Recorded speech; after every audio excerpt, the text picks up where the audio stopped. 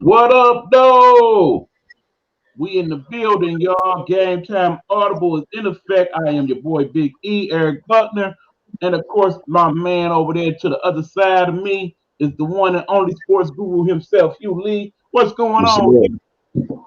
What's We're cracking, man? You already know what time it is, man. Well, I'm ready to get right into it, bro. okay. Well, before we do that, we of course got to apologize for the other night when we had technical difficulties. It was no fault of ours or actually Facebook. The StreamYard was called for this particular time. They have adjusted that, so hopefully we will have no issues today, and we will go on and get it in. As you know, we have dubbed this the post first round draft special show because primarily that's what we'll be talking about for the next hour or so in regards to what happened in last night's NFL draft. But as always, we want to hear from you guys. Yes, you, even you, the ones that's sitting there in the back, y'all go ahead and chime in. We want to hear what you guys got to say. And if you have some in regards to other people that's not NFL related, we'll talk about a little bit of that too. We good with it.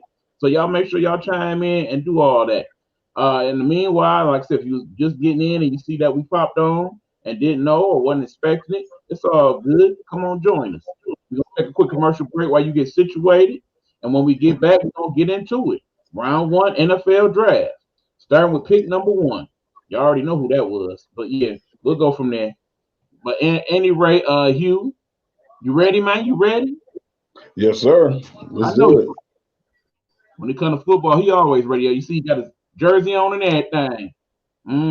We'll talk about pick 15 too. I know who that was.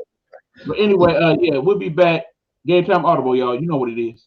Hello, hello, hello. It's another glorious day, my tea sippers, and you know what time it is. I hope you have all of your comfort together because it's time to dish tea. And your dish tea, darlings, with Big Meat. Can't wait. It's time to dish tea with Big Meat. It's time to dish tea with Big Meat. It's time to dish tea with Big Meat. It's time to dish tea with Big Meat.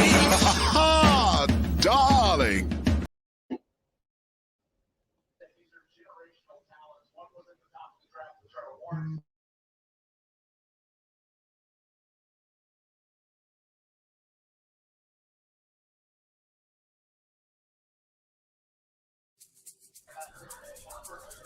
This is Get Off My Lawn Live. Join us as we talk trending topics, world and local issues, and the conversations that we need to talk about as people.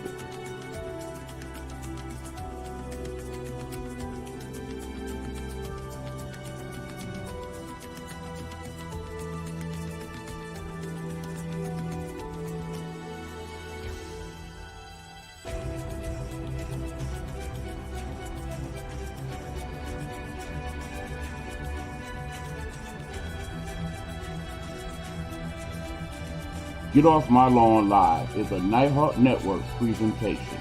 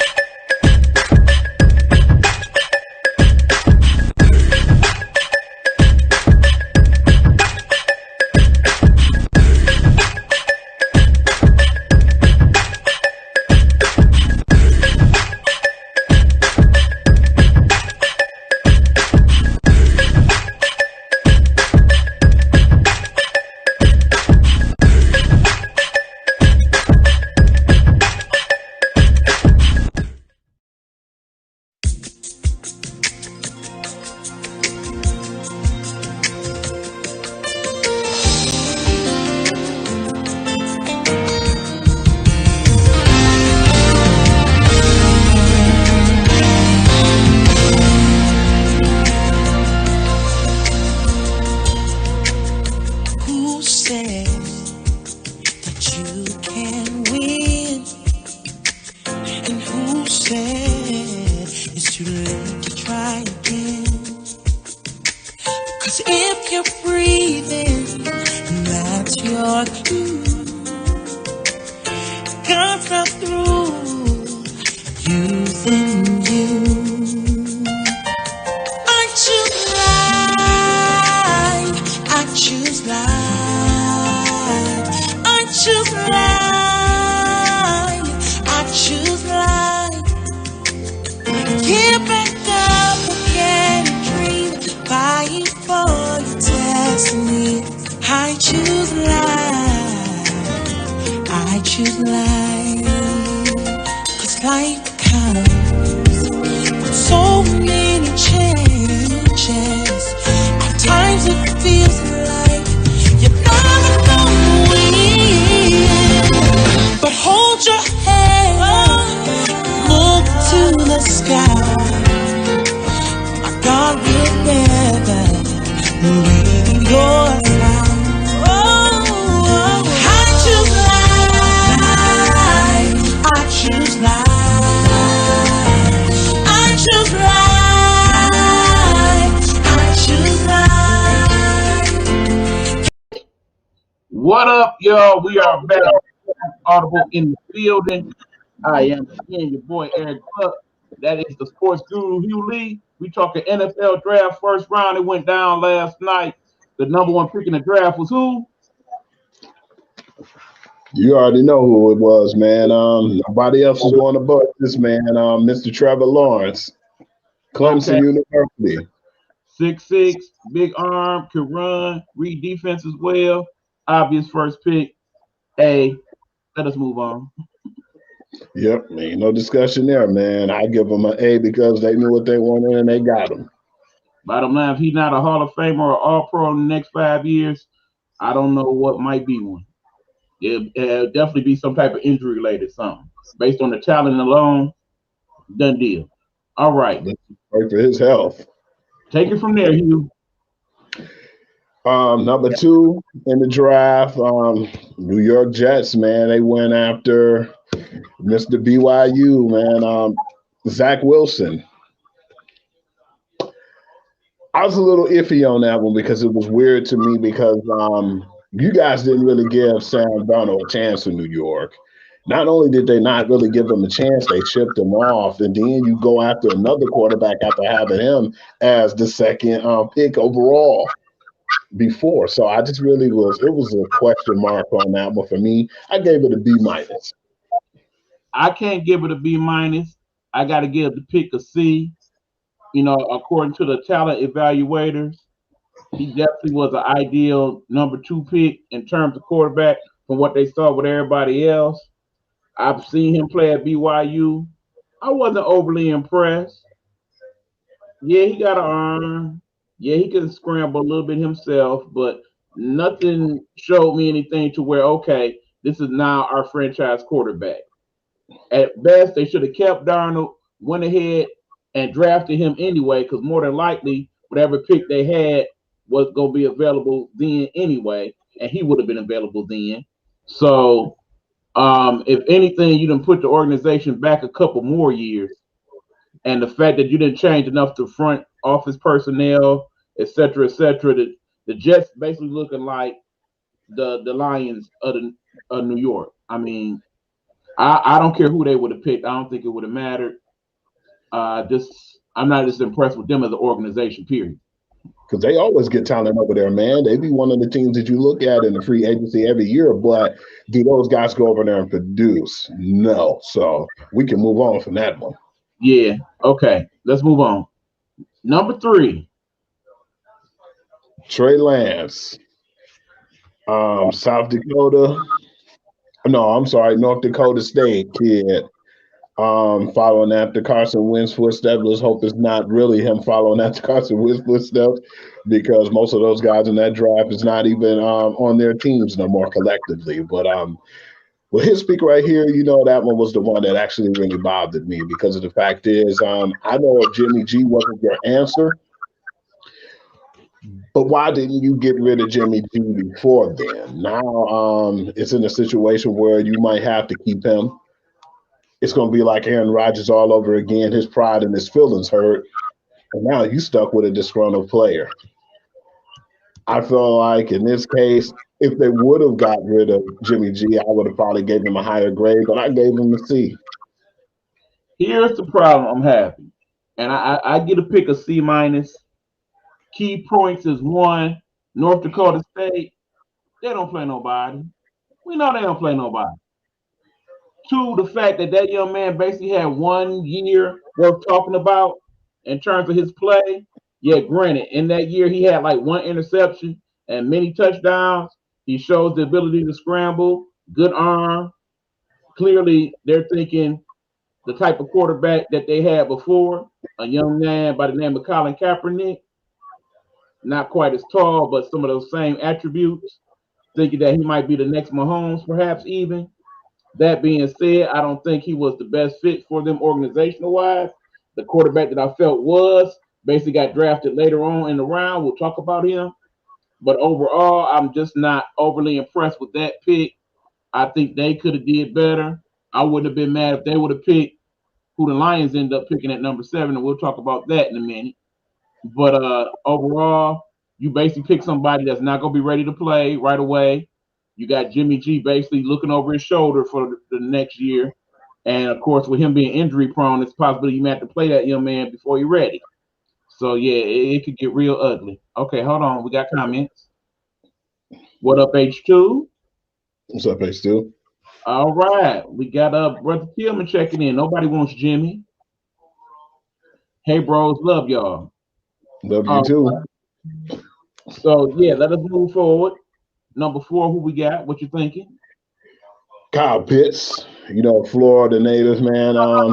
Stop right now, Hugh. You will not say that man's name like that. Put some respect on Kyle Pitts' name.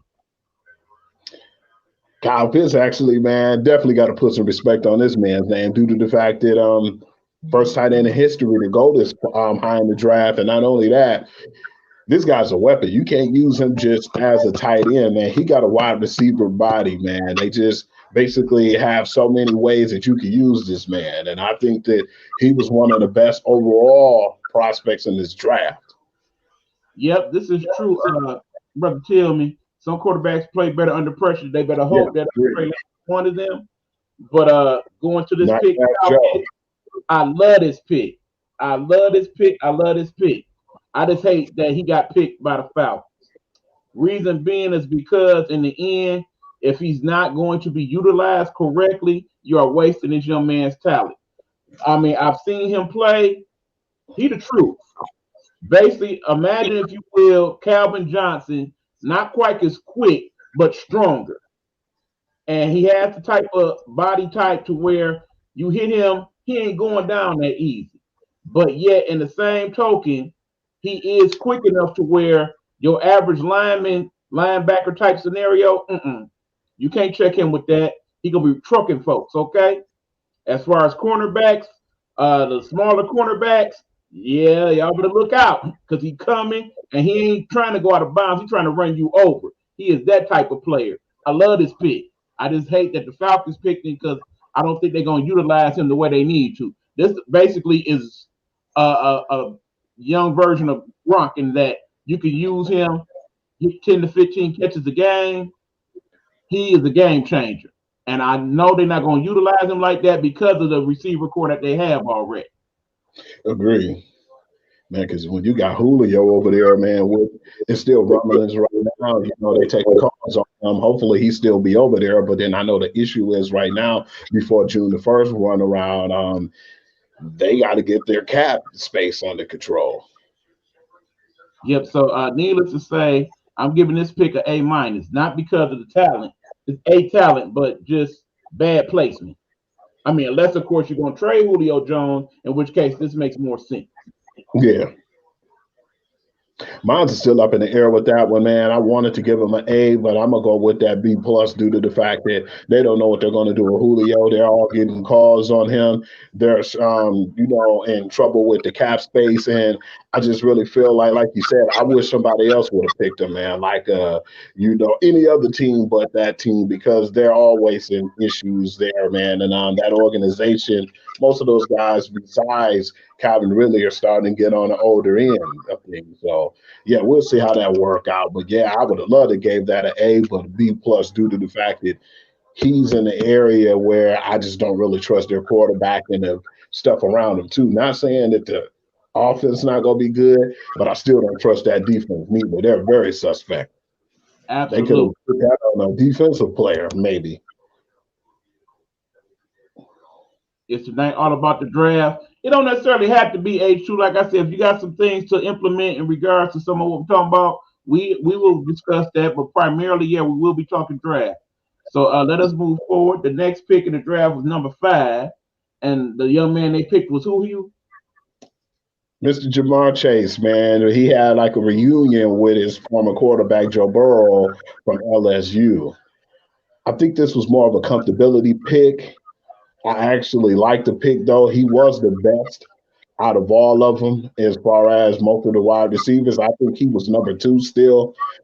I'm not even trying to be picky on that and disrespect him or take any respect off his name, but that pick I give a B plus. All right, hey brother, take it easy. Stay safe. Gotta get back to work and get back on these phones, guys. But okay, thank you for checking in, brother Thank you. We Tim. appreciate it, man. Okay, H2 wants to know we want to talk Kim Mulkey and basically her signing at LSU. Now, here's the thing about that. I like it, but I'm concerned. I'm concerned that basically at Baylor, she seemed to be set up to be the coach there for the next 10, 20 years easy. But for whatever reason, things happened and she left. And I'm really concerned as to why she left. There's not been enough discussion as to what went on that caused her to leave. Granted, yes, she's going to make more money where she is at her alma mater, true enough. But in the same token, it just doesn't make any sense to me. I mean, remember, she's coming off a national championship last year. She's won 3 national championships as a coach, and that's saying something considering what's going on in women's college basketball, where pretty much every other year UConn is winning, and when they not, Stanford is. So, you know, that I mean, I don't doubt she'll be successful wherever she is because she's an awesome recruiter as well. But all in all, I'm kind of concerned as to why she left. It was still a question mark to me. I'm still trying to figure out why did she leave a team like Baylor, a powerhouse at that. And she was set up to be successful there for, like you said, for so many years. But it was just weird because when I saw that, I said, okay, that's good that she's going back to her alma mater and she's going home. But why did she leave? It was so abruptly. Is it something they're hiding? Is it going to be something that comes to light by next season? Because just her to leave like that and just up and go to LSU is it was like a question mark there. It left concerns to me because I really don't know what was going on. Yeah, it's good for her and it's good for the people who's going to be recruited at LSU, but I don't know. Yeah, hey, what's going on, Ro? Ro to start. I'm checking Hey, in. what's going on? It was just weird to me. I still don't know what's going on. Not ranked at all, actually, H2. They finished middle of the pack in their division. So it's basically a rebuild. So that in and of itself makes it curious. Remember, Baylor had the number 1 recruiting class in the country last year. So a lot of those kids are still there at Baylor. And granted, they'll have the option to transfer out. But in the same token, you had one of the top 5 recruiting classes coming into next year at Baylor. So why you left definitely was not a talent issue. It clearly was something else. Yeah, do you think it's some like undercover scandal or something that didn't come to light yet? Because it was just too abruptly, man. It happened too abrupt, and I just didn't really know what to get into that and how to look at things. Because when I looked, I said, "Oh, okay, well, how was that even the case?" But I mean, if she like it, I love it. I can't even say nothing. Maybe that's where her heart was at, but we're gonna hear more about it, and I just don't think it's gonna be good coming out of that LSU organization. Right, I like I mean, said, that the Baylor organization. and like I said, we know in the past Baylor's had issues with their academic department. So I'm wondering if it's something along the lines of that'll come out. But basically, that is that. Getting back to the draft, Jamar Chase, LSU. I like the pick by the Bengals. I mean, clearly they need more weapons for Joe Burrow. Remember, Joe Burrow ended up getting injured, so he didn't finish the year. And before that, he was getting sacked often. So again, you could argue that maybe offensive line might have been a route to go, but in the end, he does need weapons to throw to outside of AJ Green, who may still be somewhat injured when we all said and done when the season starts. If that, He was hard though. He's gone. yeah, well, basically he's gone. Period. So there's that. But the problem comes into play then that I don't see Chase as a number one receiver, bro. He does not have the build for it. He does not have the particular speed for it. Didn't really make sense to me at this point because what happened to Joe Burrow last year? Can you explain that to me? He got hurt, right? Yes, he did. Why did he get hurt? Because he didn't have no O line, right? Exactly. My point. Panay Sewell would have been perfect there, man. That's why I projected him at. Just really didn't feel like it was a good fit, but at the same time, they might have looked at it and gave Joe Burrow something that he wanted was somewhat some comfortability there with the reunion. But yeah, with that pick, I definitely gave them like a B minus on that one, man. I just was really disappointed because I felt like they could have got that guard they needed to help build that franchise. That could have been a pillar in his tackle, for many years to come. That could have been his franchise tackle. I must admit, I'm pretty much agreeing with that score. Again, not for the talent, because he's a good talent at He's a receiver. great talent. At the same token, not necessarily a smart organizational move. It was a bigger need. That's to number 6.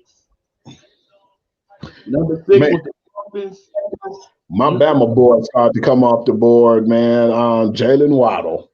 Now I know he had to go here at some point. Keep in mind, Alabama had 8 players in the first round, a record. So of course, him being a huge Alabama fan over there, he definitely was liking that. But I really was stunned by the fact that this was actually the first person picked out of Alabama. You're gonna be shocked when you hear my with my grade on this one. Okay, so what is your grade for this one? Gave it a B minus because I didn't feel like he was the best receiver on the board, man. Hell, I didn't feel like Jamar Chase was. So I felt like it was kind of a reach for comfortability with Jamar. But at the same time, I thought that's where Devontae is supposed to win. I thought Devontae Smith should have went there. So yeah, I gave it a B minus because I really thought it was a reach, and I love him. I feel like Jalen Waddle's an explosive player, and he's good in the return game, and he's all of a receiver. He got speed, speed, speed. That's what I think Miami was probably looking for, rather than the versatile player that they could have gotten Devontae Smith. So yeah, I'm a Bama fan. I know people might not like it. I still gave him a B minus because that was just me, and that's me voicing my opinion. Okay, well, I disagree with you.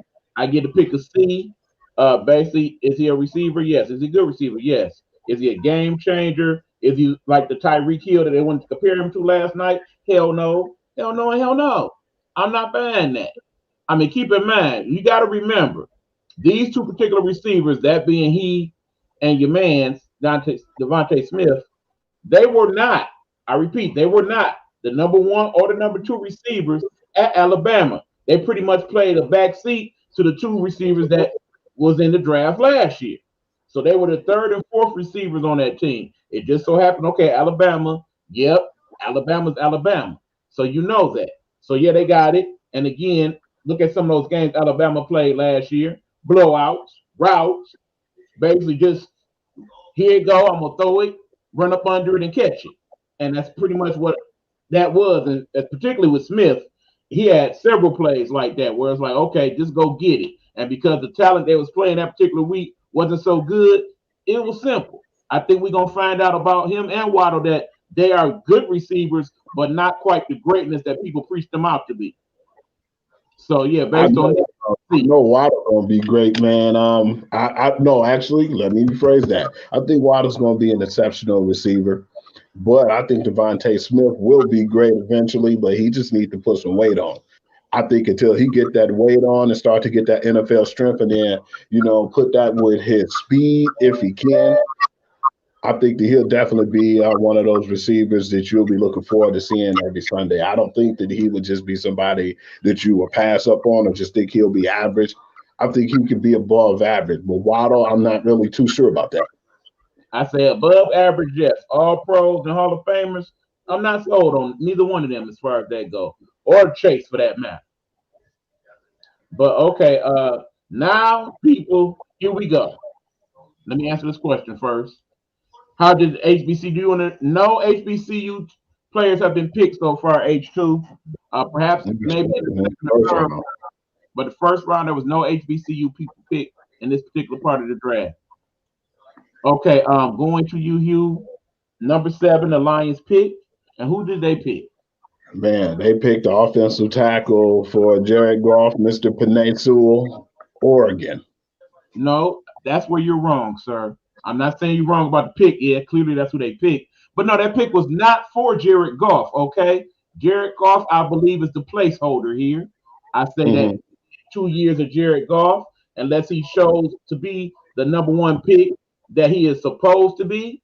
Remember, he was the number one overall pick. If he plays like that, then he stays. If he does not, then basically he's holding the place of whatever quarterback that we pick 2 years from now or we trade for even. Because right now, that particular pick, Sue, was for the offensive line to block for the running back. Because I think we're going to have a strong run first type offense going here with the Lions. You know, when they talk to the coach, he talks about smash mouth and hitting them in the mouth and breaking kneecaps and stuff. That don't lend itself to me to be a team that's going to be passing the ball all over the field. That sounds like a team that wants to run the ball and pass when necessary. So that being said, that is why they got that dude. And keep in mind, I love this pick. That dude is a brick. He is huge. He is down there 6'7", down there 340 pounds, and he looks every bit of it. I've seen him play at Oregon. He was trucking folk. He was moving people out the way. I think they used him at fullback a couple times, in fact. Yeah, I love this pick. This was one of the better picks in the draft as far as I'm concerned. Not just saying that because it was the Lions. I honestly feel that way about it. I think they hit a home run on that one. Give this pick an A, no doubt. I gave it a A minus. Man, I hell feel out. no What? disrespect to him. I still feel like he's going to be a great success in the Lions organization. That was a heck of a pick. I definitely feel like he might prove me wrong one day, but yeah, I definitely gave that pick an A minus. A lot of people didn't like the pick because they were saying, "How come we didn't draft a receiver? Because we need receivers." And I said, "Well, no, man. You know, y'all trying to go back to the same old Lions. I feel like this is a filler point, and this is a new start to their foundation of the team and a new organization doing what's right for that team." Bottom line, at number 7, he was the best available pick at that point. You had to draft that young man. It only made sense. Clearly, as you seen what went on in the green room, they was happy as all hell. That's definitely the person that they wanted at number 7. That's why they chose not to trade the pick. There were offers to trade the pick, of course, but no, they went with it, and I think it was a great pick by them. I just hope being a Lion does not affect his overall play. Because again, it's something about this organization and picking top players and how they end up. Remember, in the last 20 years, probably 16 out of them 20 years, we done had a top 10 to top 12 pick. And out of most of those, with the exception, of course, of the great Barry Sanders in around 1989, and of course, the future Hall of Famer Calvin Johnson, the rest of those picks, not so much. Not so much.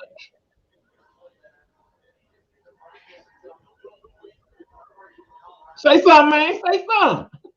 I still feel like, regardless of the fact that he will do something to change that franchise around, Jared Goff may or may not be the placeholder. We'll have to see. But at the end of the day, he was the best tackle, period. He's going to be a left tackle and a franchise tackle for many years to come. I feel like he should have went before then. I think he should have went to fifth pick, but when he slipped down to us, I mean, it was definitely a need and it was a necessary pick to get to help build with that organization. So yeah, I definitely couldn't be more happy that he landed in our lap. So yeah, Right. there's definitely no complaints there. Okay, so that being said, we then move on to number 8. Panthers pick who?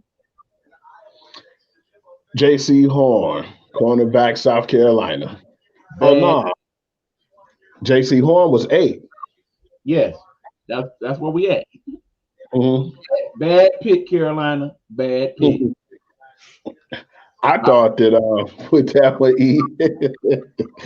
I ain't even being biased on that one because I'm an Alabama guy, but I just really feel like I don't know if you would agree or disagree with me. I think that should have been the first corner off the board. well, look, in the end, he was. But my point is, he went to the Panthers. This is supposed to be an offensive team. The coach is supposed to be an offensive coach. And they have no weapons. Jason Horn is a good cornerback. I think he will be very serviceable in the league, perhaps maybe even all pro. But no, you need weapons, particularly when you done went out your way to get Sam Darnold and bring him there, knowing that part of the problem that he had with the Jets is because he did not have enough weapons.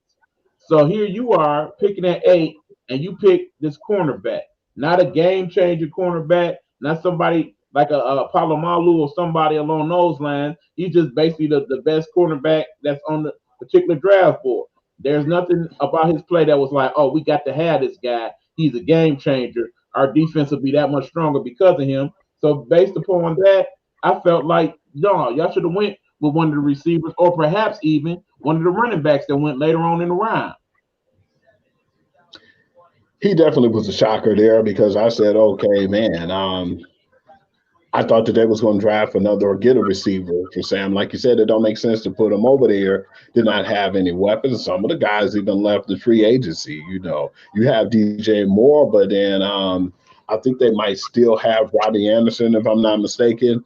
But they still needed more talent. And no disrespect to Robbie Anderson, but I still feel like they needed to have another receiver or some type of weapon who can execute with the big arm that Sam Darnold have. And he's never been able to really use and show his potential.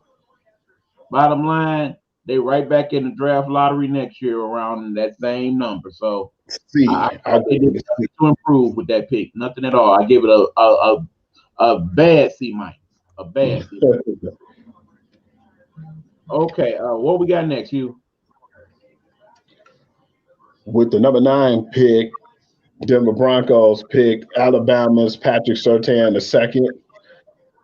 I thought that he was going to go a little higher at first, but then when you got this team over there, man, damn, you got Kyle Fuller on one end, you're gonna have him on the other end now. You still got Bradley Chubb, you got Von Miller, man. You could just keep naming that defense is going to be ferocious, man.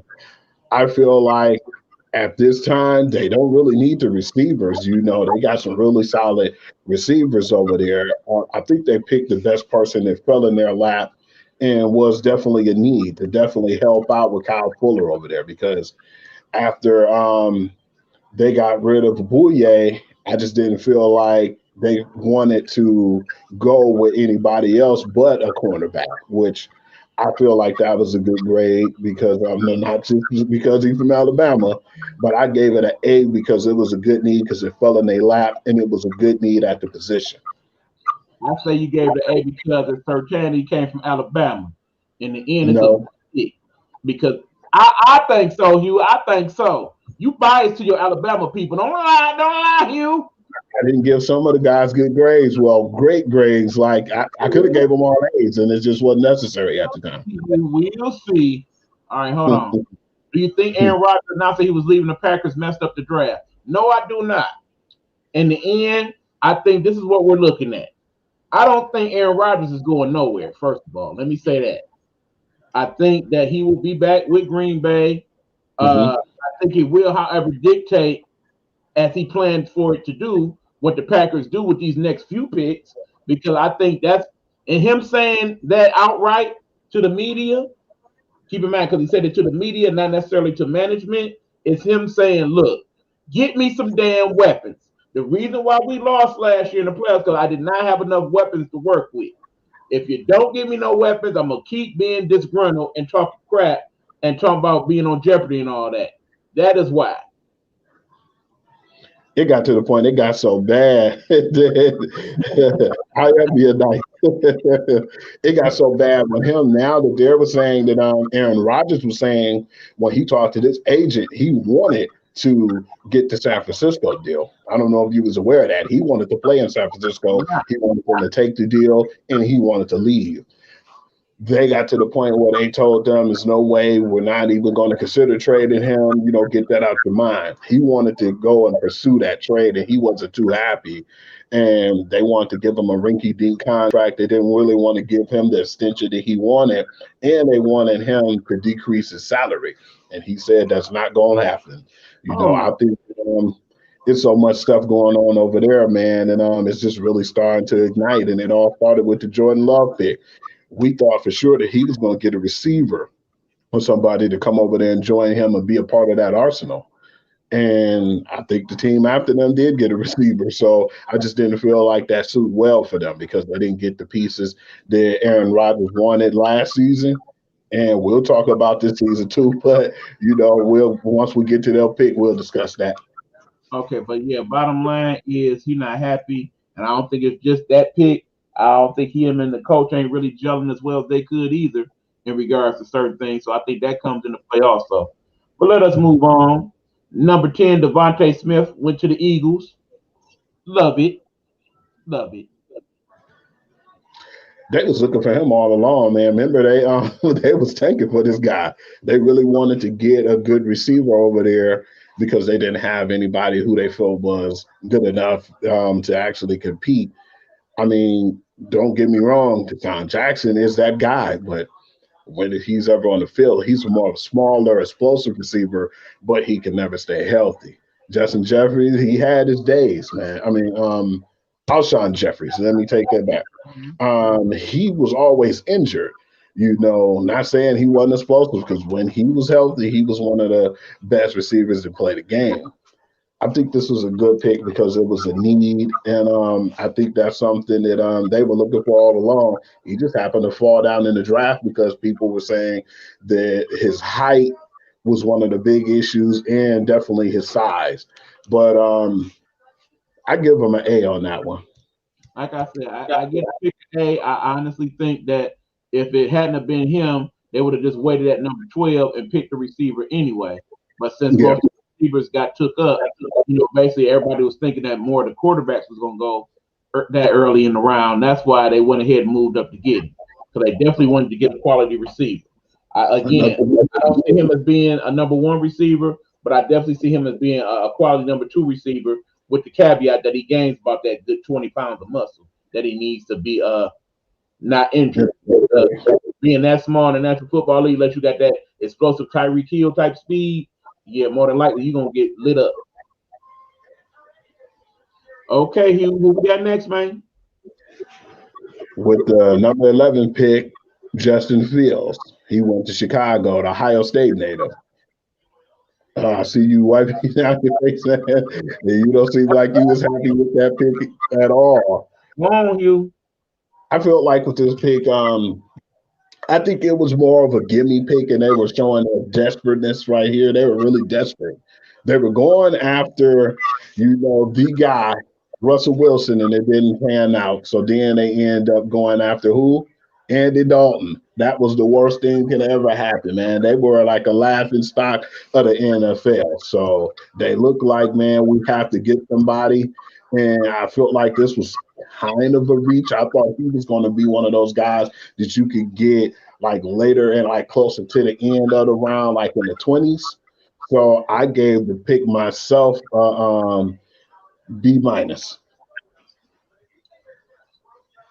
I'm not really sure how I feel about this particular pick. The Chicago need a quarterback. It's debatable. Dalton is serviceable as a quarterback. Trubisky was okay. You then get Justin Fields, and it's like, okay, you look at what he brings to the table in terms of his talent, but then apparently the reason why he was not picked higher up is because they're not comfortable with how well he reads defenses and his understanding of the playbook. So that being said, I don't know. what you really get for this. Again, usually my thought process is if you pick a quarterback in the first round, you're expecting him at some point to be your franchise quarterback. And for whatever reason, most people have agreed that Justin Fields is not necessarily that. So I could even argue he probably would have been available in the second round. They kind of took him too early. So my whole thing is it makes sense if at some point this season Justin Fields is on said field. If he basically is learning and going to be the backup, because again, Trubisky's still on that squad right now. So right at this point, Fields is number three. But that being said, you done drafted Fields, you done picked up Dalton, you missed Trubisky. You ain't feeling too happy about yourself right now. You probably Yeah, want out. I definitely think Trubisky wants out. I don't know how disgruntled he'll be. I don't think he'll pull Aaron Rodgers, but I feel like right now he's definitely not a happy man. At the same time, to get him right now, no disrespect to Justin Fields, he's gonna have to take the likes of Patrick Peterson, and he's gonna have to take hella defensive guys in that division. And I just feel like right now you still had those two guys on the team. You should at least shipped out Trubisky before you made this trade. I still feel like they were looking for Russell Wilson at that time With and just all, couldn't get him. Reach. with all due respect, you, I gotta disagree. I say you keep Trubisky at this point, and the reason being is because in the end, that's some draft capital that you probably will be able to use. Think about it. The season will start as usual by week 2 or 3. Some major injury will befall one of these quarterbacks. Knock on wood, not wishing it on nobody, but you know that's pretty much standard for how things go here in the National Football League. By week And three, he, some quarterback gonna be out for the season. At that point, you're gonna look for a suitable, serviceable replacement that you ain't necessarily got to pay buku bucks later on down the line. That's where Mitch Trubisky comes into play. So I think that pulls you, if you're the Chicago Bears, a nice second or third round pick out the deal. So that's why I keep Trubisky at this point, particularly if you don't plan on playing Fields at all this season. yeah, because I still feel like a team can get him and get the best out of him, man. I just felt like he had a couple of woes here and there, and sometimes I just feel like teams give up on you too fast. I believe he could get his services and the talent that he do have and go to another team and they can fix it or help him and at least boost his confidence. Right, because in the end, the only difference between him and Justin Fields at this point is that Fields is quicker. Beyond that, they might as well be the same quarterback. All right, move on. Number 12. Cowboys traded down to get who? Makai Parson, linebacker from Penn State. Now, I thought this was a great pick because of the fact is, man, not only did they get one of the best prospects in this draft, but man, this guy's not human, man. And plus, he's from, LBU. They needed linebackers, man. We already hearing about Van Der Esch. They're not going to pick up his fifth-year option, and Sean Lee just retired. So that was perfect timing. And then by him being one of the best talents on the board and flipping that low, and I definitely get that pick an A. All I can tell y'all is I haven't seen what this dude look like and see him play. Yeah, this was a good pick for the Cowboys. Hell yes. Linebacker U, as Penn State is known, has had some excellent linebackers come out of that. I think this is another good one right here. This guy is big and strong, he's fast, but strong enough to where you could play him on the ends from time to time. I definitely like the pick. Cowboys, they actually did a good job on the first round. He gonna start day one. Okay, so yeah, of course, H2 Cowboy fan that he is checking in saying very smart pick. That was a hell of a pick, H2. I agree that was a very good pick by them. I think they played their hand pretty well in the first round.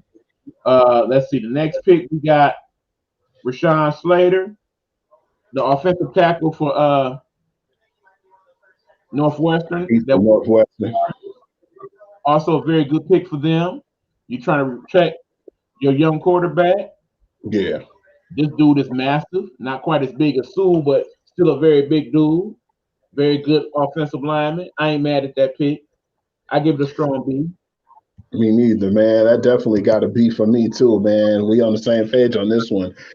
He was the second best tackle off the board to me, and then they needed him over there because we know Justin Herbert was getting hurt, man. And he's a talented kid, man. We didn't expect him to be this good. We expected him to sit, but then when he came in and he did what he did, that's all he needed, man. He needed that franchise left tackle, and yeah, man, that was a really good pick for that team, man. So that's gonna help with the Chargers for years to come. And see, here's the thing: people don't give offensive linemen enough credit. You have to pretty much know the playbook like the quarterback does. There's a lot of schemes and movements that you have to be familiar with. So what people don't tend to know is that most offensive linemen tend to be some of the smartest people on the team. Keep in mind, this man is coming out of Northwestern, one of the better academic schools in the country. So I think his intellect will also come into play in regards to that. You know, they plan on running some complicated schemes in San Diego. Well, correction, LA Chargers. Again, they still San Diego. I don't give a damn. But anyway, yeah. So I think this was a quality pick for them. Let's move on. Number 14, man, we had Mr. USC offensive lineman, Elijah Vera Tucker. I thought that this was a not so bad pick. I look at it and I say they got their quarterback with, I didn't think was really too much of a great pick, but at the same time, they're trying to give him protections with the tackle. Regardless, I give this pick a C minus, man. I'm about there with it. He fits the mold of a He didn't nice show back. me much college. But again, he never really over impressed me in the couple games I saw him play. He was just He had basically flashes, like yeah, constant. It wasn't consistent. nothing to where he shows some extra burst or overpowering. You know, he'll probably just be a serviceable linebacker in the league. I'm all right with it, but it's the Jets, man. I just feel like when all is said and done, they're gonna be in the top 5 of the draft next year anyway. So whatever. You know I hate the Jets, so I'm with you on that every time, and not even being biased. All right, y'all. Hold on, y'all. We got to take a commercial because what happens now is we about to get to the 15th pick. And who had the 15th pick, Hugh? Alabama's own Mac Jones. I asked you all that. See, he already ready to get into who it was. All I asked you, Hugh, was who had the 15th pick. Hey man, you hate Alabama, man. It's in your blood, man. No. You got bulldog pride, man, and I'm sick of it. What jersey do you have on, sir? Patriots. And who had the number 15th pick? Patriots. That's all we needed to say right now, okay? You all ready to get into it. See, look at that big ass Kool-Aid smile he got, y'all. He ready, man. He ready to go there. But no, I'm gonna purposely make it. You tripping, man. Great. And when we come back, we'll get into that, okay? Because you already know how you feel about that pick. You see him, look at it. Happy. Before we get back to it, man, because this is where we have some issues. This is Gametime Audible. That's that Patriot fan over there, Hugh, and I'm E. I'll be back, man.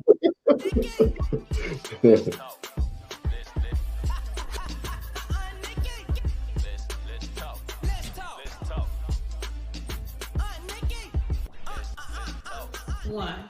Hi everybody, I'm Lily and today I'm going to share my book with the whole entire world.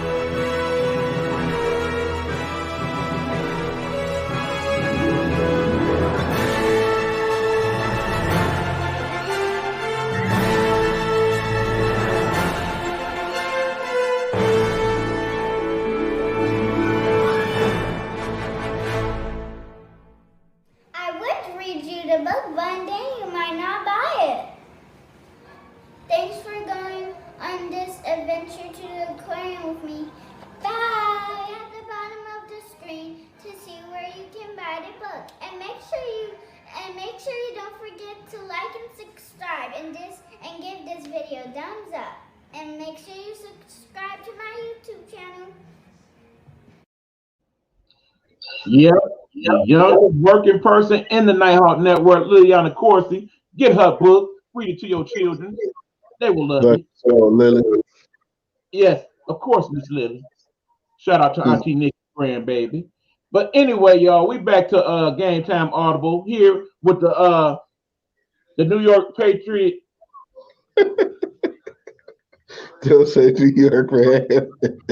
11 Alabama supporting guy right here, Hugh Lee, who basically was probably at home losing his freaking mind when number 15 was announced. Okay, let's get into it. The number 15 pick by the New England Patriots was who? Mac Jones, Alabama. I'm gonna tell you this, Eve. They got their quarterback. I felt like that was a year too late. I just felt like that was just Belichick being, to the point where he was stubborn. I don't think he's going to start right away, though, man. I just feel like what happened in free agency with Cam Newton getting those weapons he finally needed, they was 2 years too late with these weapons. They kind of spent too much. I felt like they overspent. Wasn't too happy with that because they knew they messed up and they had to hit the reset button.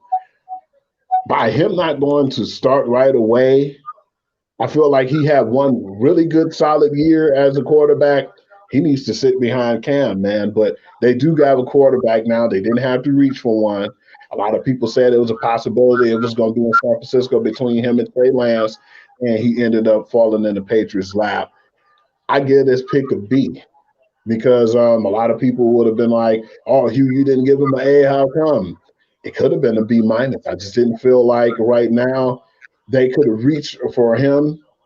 He definitely failed, but they still could get like a Kyle Trask or somebody who can contribute or sit and wait and learn in that offense. It was a little higher than what I expected. Of course, he probably thought elsewise or something different. But yeah, I gave it a B just because he don't really have to put in a lot of work right now. They're going to focus on Cam, and I think Cam coming off the year he has a lot to prove too. So I don't think this man's going to start anytime soon. Okay, now let's look at this whole scenario. And to answer your question, he kind of just did. You talk about quarterbacks like Trask out of Florida. You also got the young man coming out of Stanford that probably will be available in the second round. There's actually a few quarterbacks still on the board, H2, and some people like them a lot better than some of these earlier picks. So, yeah, quarterback is definitely interesting. I'm ready to see who the Lions might pick in the third round, considering they have 2 picks, and they do need some type of third backup. I mean, basically, with Jared Goff being kind of, I'm interested to see if there's somebody that they feel will be worthy, would they pick them with that extra pick they have in the third round. But that being said, yeah, he was excited. He was excited. I know he was over there jumping around when they picked Mac Jones. He tried to be cool about it, but yeah, I know he was happy with that.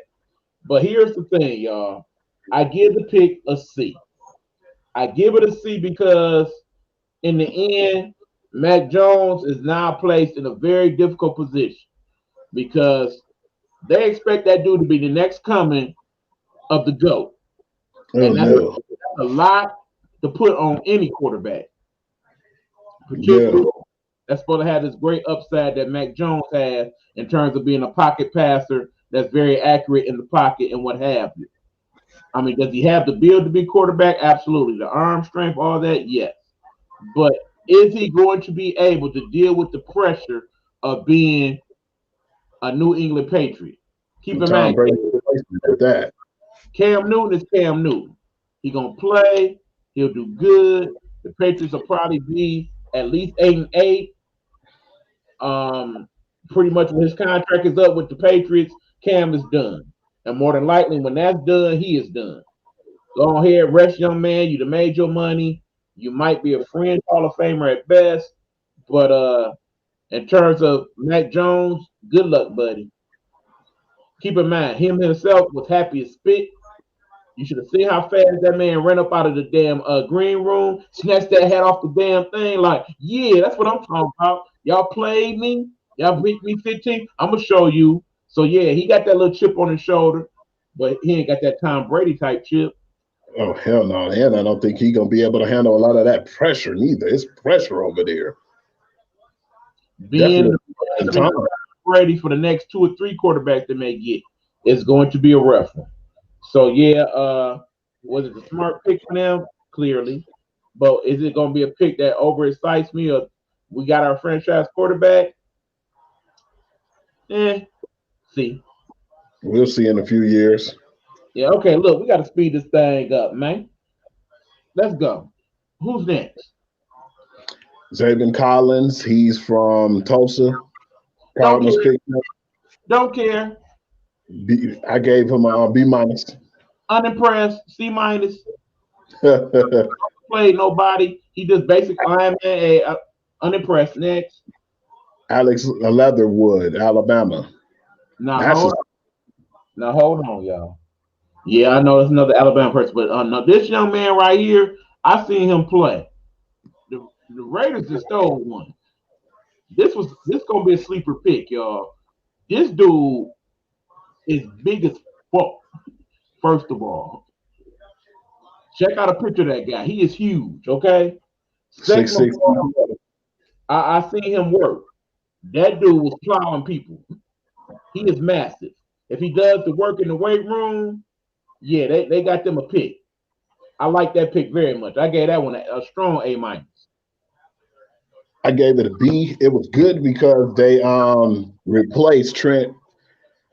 But when I seen it, I said, okay, yeah, I just hope that he stay healthy. He had little issues in Alabama with health, but like you said, if he could just get that like tone up, he could definitely be one of those picks that could be an A plus in the end. But I just my health concerns was a problem at first, but yeah, I still feel like that was one of the steals of the draft. Yep. Okay, moving on. Number 18. Dolphins had another Jalen Phillips from Miami for your grade. C. Bottom Didn't line, see too much from him. you gotta fill your roster with extra players. That was one of those picks. Unimpressed. 19, Washington football team picked Jamin Davis, linebacker, Kentucky. Decent linebacker. I've seen him play. Uh, again, Washington one of them franchises that you go there and it's like, good luck, You buddy. go there to die. Good luck, buddy. That's all I can say on that. See, I gave him a B minus. He was a B and C player. you gotta disagree with me on every pick, huh? I said C. Anyway, okay. Number 20, the Giants selected Kadarius Toney, wide receiver for Florida. Well, you already know what that's about. Both those Florida kids, they fast as hell. We all know this. They thinking, okay, we need a speed receiver that go with what we got. He basically a third receiver, slot receiver, that type of stuff. It's a decent pick. I don't know if it's necessarily a first round pick, but yeah, again, the Giants, them New York organizations in general, they just ain't doing the best job of talent evaluation, drafting. It's gonna be a long time for the Giants or the Jets make it to anybody's Super Bowl from where I'm looking. He was a poor man, Percy Harvin, to me, man. I felt like they definitely reached. They didn't get their receiver. I don't know why the hell they went out of their pick. They got to see on that one because he definitely would have been available for day 2, if you ask me. I would have traded down if I was them. I'm just saying. Okay, number 21. Okay, now go here, Hugh. Quiddy Pay, Michigan. Now, see, here's the thing. Yeah, go ahead, Hugh. I felt like they needed an edge rusher too there. Bottom line, I love this pick for the Colts. You know, they do have a pretty decent defense to begin with. This definitely adds to it. He's not a person that you need to dominate because you got some of those other people on the defensive line and in the linebacker spot. So if you get some good play out of him, it only adds to what you have. Like I Mhm. said, I definitely saw him as a first round pick. On a good day at Michigan, he did a decent job of playing defense. But on a bad day, we had the days like he had against Ohio State, where they basically was like, "Excuse me, we got to throw this ball. Excuse me, we're running the ball. You're in the way." So it depends. On a good day, he's definitely one of the better players in this draft. On a bad day, not so much. So work ethic will be the issue. I give him a strong B minus. I agree with you on that one. That one definitely got a B minus for me too. He just got to show up every game because we see the flashes. We watch Michigan football Oh yeah, every Saturday. He just need to, do it every game. yep. Come with it every down. Consistency will definitely be the key with him. But I like that pick by them. Okay, what's next, you? Tennessee Titans, they picked Caleb Farley, man, Virginia Tech. Now, this one, I felt like they reached on, man. Not saying he wasn't a great player, but he's one of them guys who couldn't stay healthy. Neither when healthy, he was good, but he's still kind of raw. He played wide receiver at one point, and then they put him in this position. He hasn't been there that long. So I feel like the transition wasn't that bad, but at the same time, I felt like that was kind of a reach for Tennessee. They should have kept Adoree Jackson, and I felt like that was a mistake letting him walk. I gave him a C. Something about that brother just don't sit well with me, man. Something in my spirit just don't feel right about him. Keep in mind, in high school, yes, played cornerback, but primary position in high school was quarterback. Mm-hmm. Basically got brought into Virginia Tech to be quarterback, ended up being cornerback. Then, of course, the injury situations being what it is, he's had multiple back surgeries already, which makes him a very iffy first round pick. Liability. Concerned. I was watching his body language last night. Yeah, he was happy, but he was in pain even then. Just holding himself. I don't know, man. And then of course he don't seem to have that killer instinct. I look at his eyes and I see you soft. You too soft to be a cornerback in the National Football League. And I don't know that for sure. It's just that's the feel I got for him. He ain't look hungry enough. He look like, okay, yeah, I'm in the league. I'm about to get paid. I think he gonna basically be one of those guys. Let me He get my definitely money. did show emotion. Let me buy my own guitar and buy me four. And yeah, if I play good, cool. If not, not so much. He felt like he could make his little money already. I just I didn't feel think he'll be like a very good player in the XFL. he probably would have been a steal day two, but I don't think he should have been in the first round. Well, like I said, when healthy, keyword when healthy, first round talent, according to most of the prognosticators. I But just when is don't he get no healthy? feel from him. I just don't get no good feel from that dude. All right, let us move on. Okay. 23rd pick, Minnesota Vikings select Christian Darrisaw, offensive lineman, Virginia Tech. He'll probably come in on third down here and there when somebody get hurt. He'll play. Yeah, whatever. See, Next. all right. 24, Uh-huh. Pittsburgh Steelers select Najee Harris, Now, Alabama. where I'm at with this. No, hold Look, on. I want I to hear was your on grade. this one, Reed. I want to hear your grade first. Go ahead. I give this one a C. No Bama favoritism here. So much talent at the running back in day two. I was surprised a running back went in round one this year. Not So at all.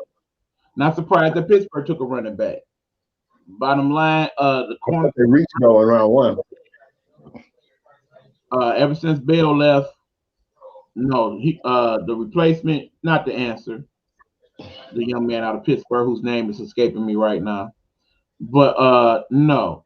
They Who you needed talking about? His left? yes. Man, it's on the tip of my tongue too. He wasn't that good neither. The one who went, I think he went to the Cardinals too, if I'm not mistaken. I mean, bottom line is they needed a good quality running back. I think Harris gives them that. Is he an every down back?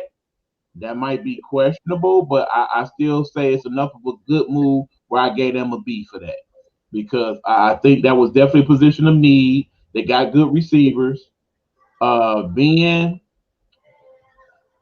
well, like I said, I didn't see nobody at that particular pick where I would have replaced Ben with them. So if I wasn't going that route, running back was pretty decent to go. I mean, in the end, they have defensive issues, and hopefully they'll address those in the later rounds. But yeah, I wasn't mad at that pick. I mean, The that reason being, I still don't even think he gonna be the best running back in this particular draft. the We reason get why I was so in the hard next. on him was because they should have replaced Bud Dupree right there. Mm-hmm. They I, hurt I, them that one. I'm not mad at that. But of course, in the next pick was by Jacksonville, and they chose Travis Etienne out of Clemson, who I love. I loved him since the first time I saw him play at Clemson freshman year when they put him in the blowout and he took the ball and took the hell off. And it was like, damn, he fast. But then I seen him play the next game. Damn, he's strong. Now, not the biggest running back by any stretch. The basic running back size, about 5'10", around 200 pounds, but could fly. And you put him with his boy, somebody he's very familiar with, and that guru running the offense, Urban Meyer, I like the pick. I gave it an A. I gave it a strong B. The familiarity is definitely gonna help. I definitely felt like that was good, for a guy like Trevor Lawrence to have someone with that comfortability with him too. Somebody he already know he could throw the ball off to, man, because he could be a third down back. He could be, the back to run the ball. He run with power. He's swift. I He's really also think that, proud of the backfield as well.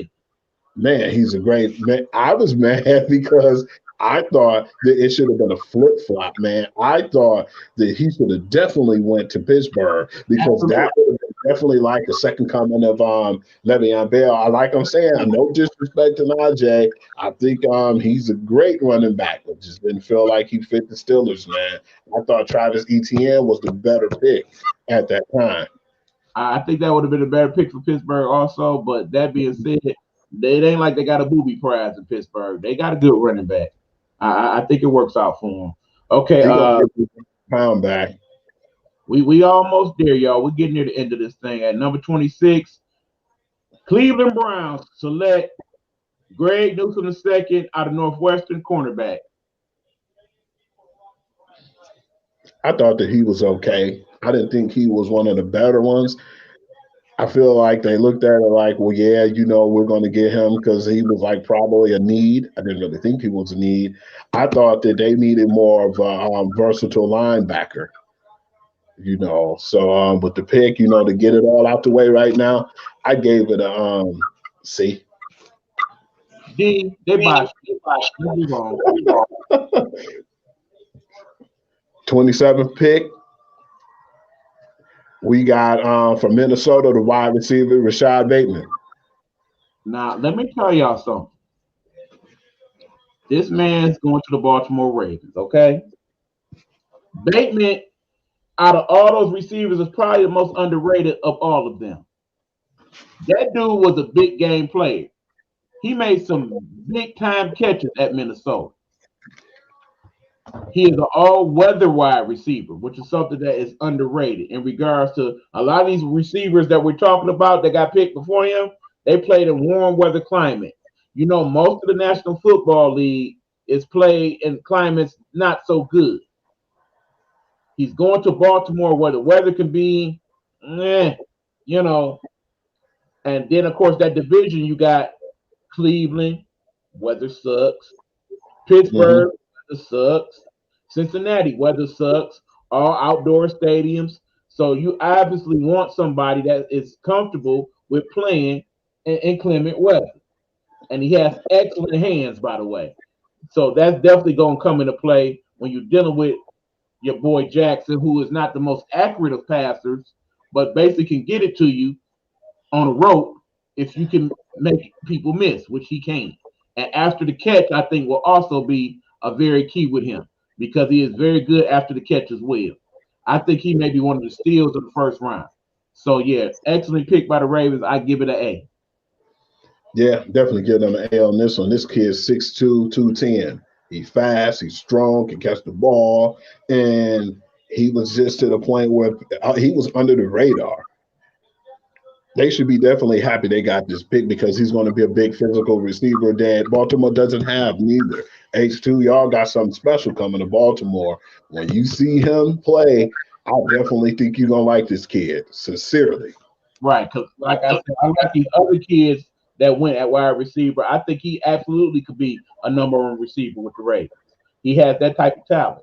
And the reason why it got underrated is because he was in the Big Ten where a lot of the other teams got more shine. The Northwesterns, Ohio States, Michigans of the world. So that's why you don't know as much about him. But trust and believe, he is a quality receiver. All right, what we got next, you? Number 28, New Number Orleans Saints, Peyton Turner. He was a defensive lineman from Houston. Big dude, 6'6", 210. I gave them a strong D. This was a bad pick. Marker on his board. I thought he could have been a second day, day two, maybe even three pick. I don't know what it was. They must just looked at it and fell in love with him and thought different from what we think. But yeah, I give it a solid D. This was a bad pick all the way around. One, dude, big, yes. Factor at times. Extremely injury prone. Was injured down there every season he was in Houston. That based on that alone, you are not a first round pick. Again, was not the game changer that he could have been in regards to their overall play. All that being said, New Orleans, what are you doing? You know you need a decent backup quarterback. Yeah, I understand that you got the man that you paid all that money for. He is a quarterback to a degree. Yeah, I understand that you have famous Jameis and again, he plays holding at best. The pick six in. Yes. That being said, this pick should have been either a quarterback or you should have traded out of the pick. What you got at that, this was not a good pick for you guys. I strongly disagree with it. I mean D. I mean that's where I'm at with it. Let's move on. Your boys, the Green Bay Packers, with all that controversy, except for getting the talent that Aaron Rodgers so rightfully deserved and was complaining about and all the stuff that's happened over the last year or so, we come right back full 360, and guess what they get? They went and got a defensive player out of Georgia, Eric Stokes. Now, not taken away from Eric Stokes because he's a hell of a defender. He's a good cornerback. I just didn't feel like this was the right place and the right time for them to go get this man.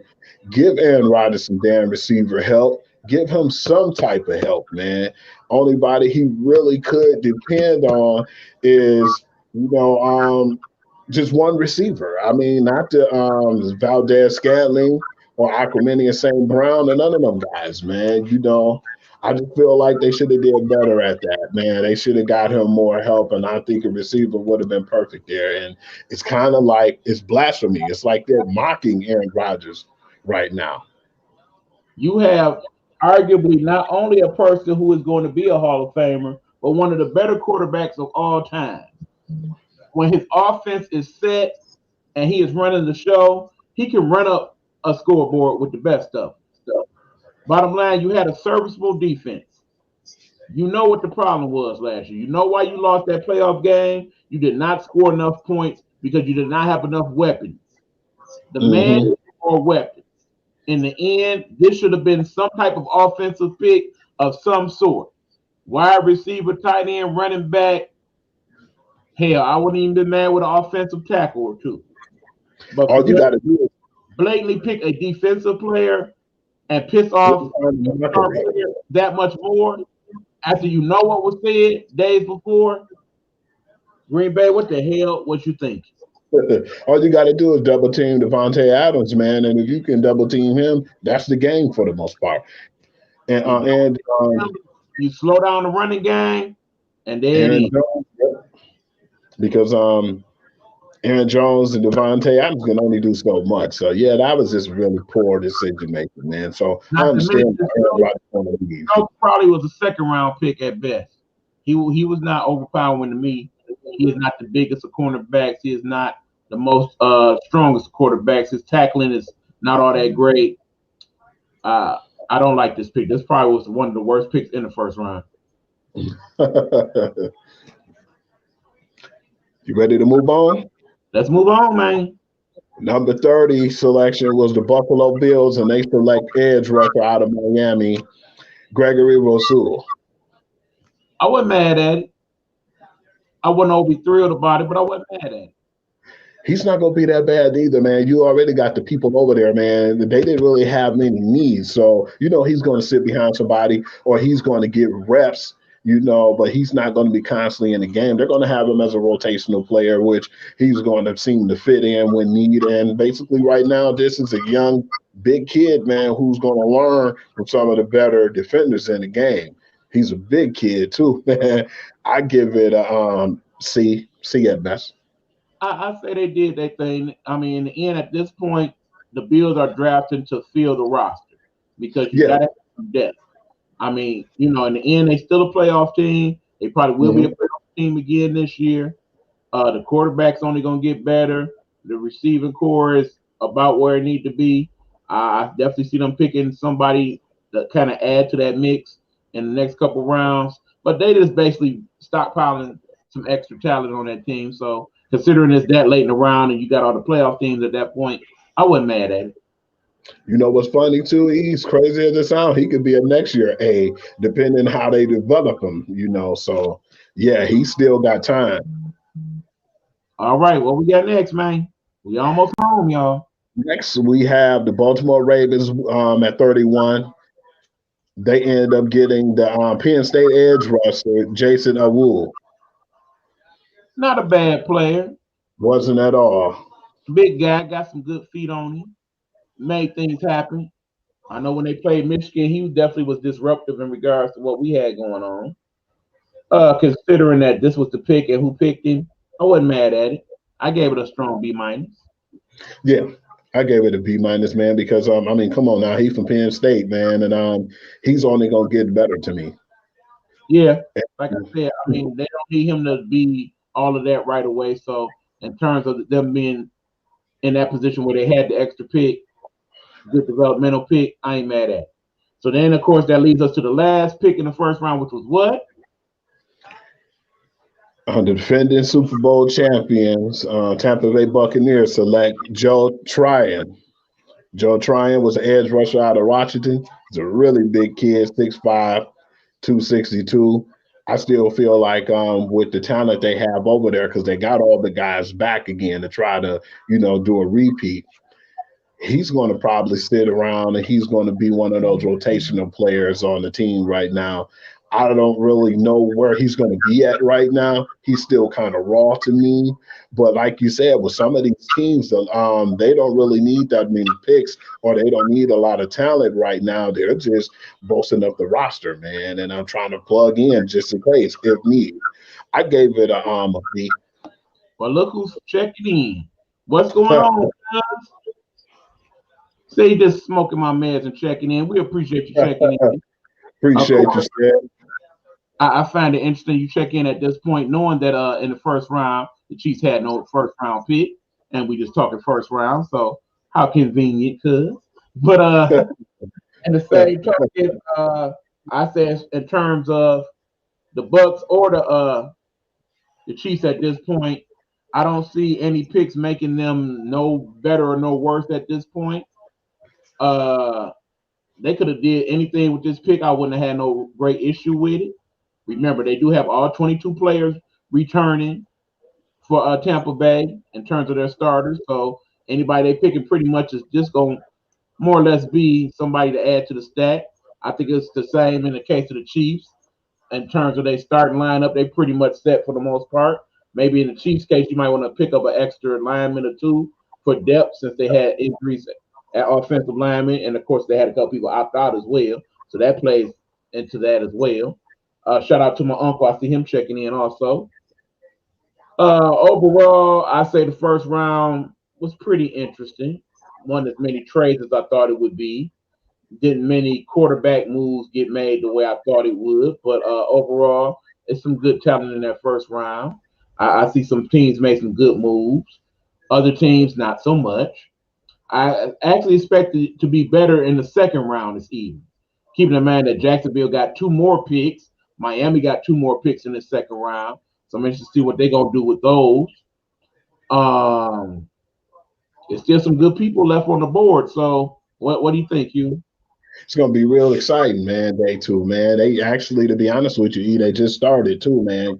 One of the players are already off the board, but we're gonna save a lot of that for y'all when it comes to Wednesday. We're gonna definitely recap and talk about day two of the draft. But yeah, man, it was a really interesting draft. I think a lot of people who should have been in the first round, people reached.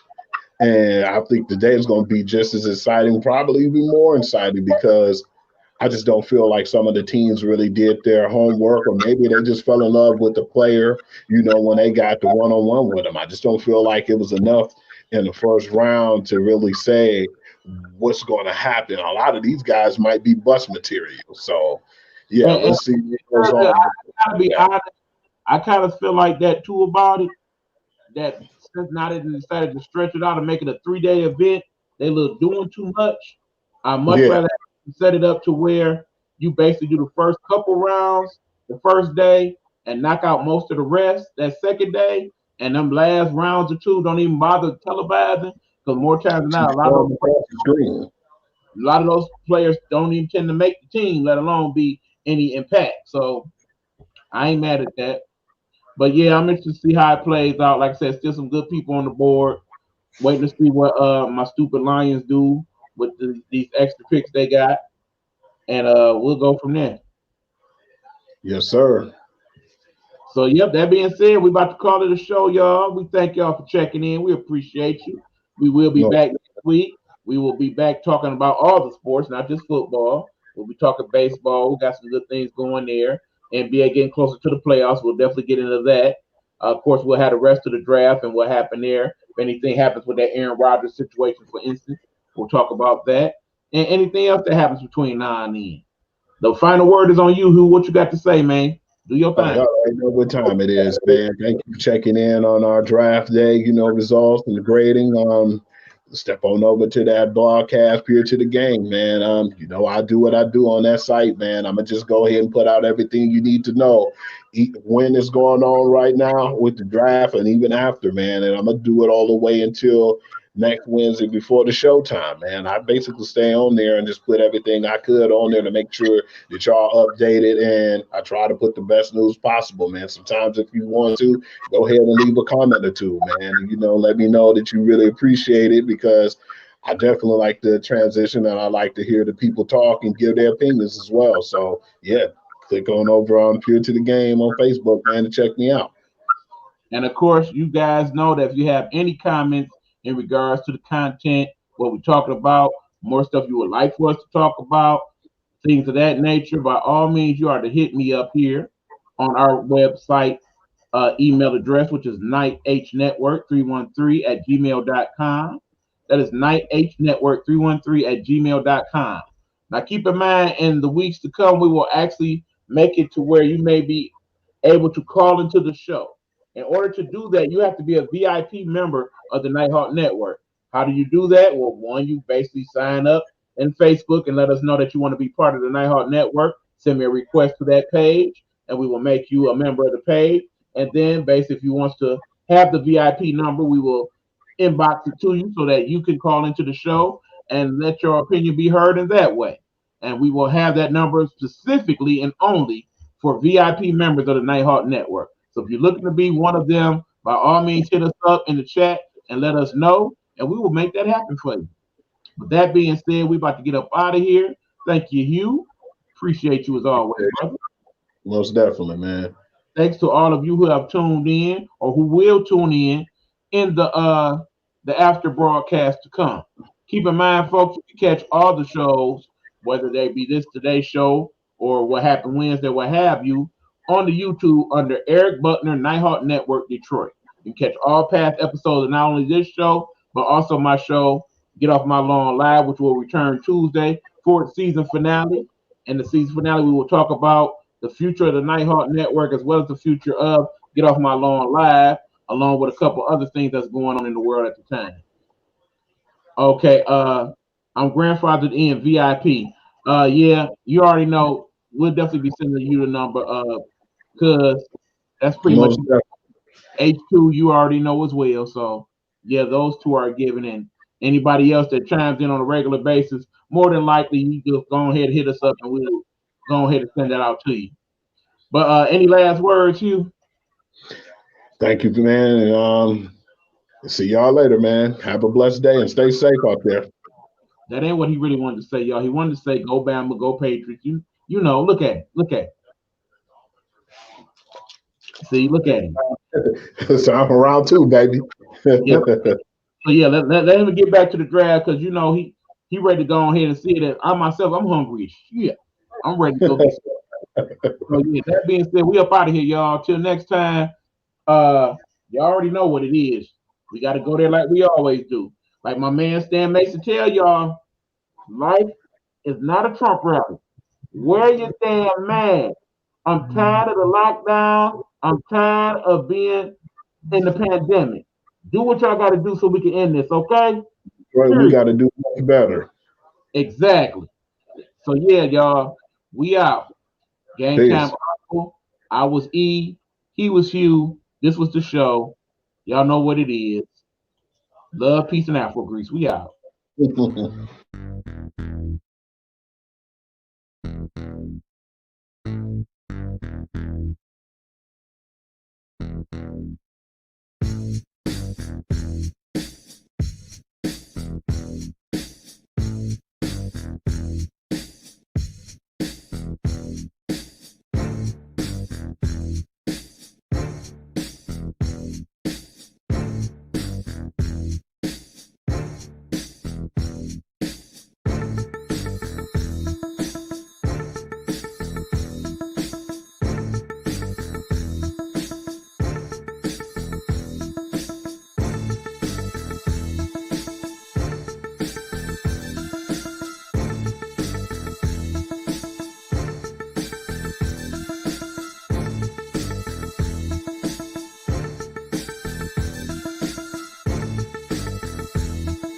Gametime Audible is a Nighthawk Network presentation.